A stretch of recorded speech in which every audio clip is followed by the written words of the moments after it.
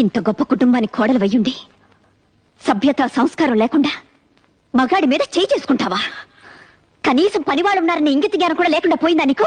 తప్పుడు మాట అంటే చెంప పగలగొట్టాను తప్ప. అయినా నువ్వెవరు నాకు అడ్వైస్ చేయడానికి? నాకు అత్తగారివా? కోడలిగా ఈ ఇంట్లో దీపం పెట్టడానికి నువ్వెలా వచ్చావో నేను అలాగే వచ్చాను. దీపం పెట్టడం అంటే నూనె పోసి వత్తి వేసి వెలిగించడం కాదే. పోయే వరకు మనం బ్రతకాల్సిన ఈ ఇంటి పరువు మర్యాద కాపాడమేనే దీపం పెట్టడం అంటే.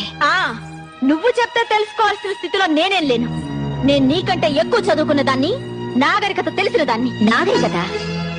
నాగరికత అంటే అర్థం పెద్దవాళ్ళని గౌరవించకపోవడం, మగాన్ని చేయి చేసుకోవాలనుకుంటున్నావా? కాదే.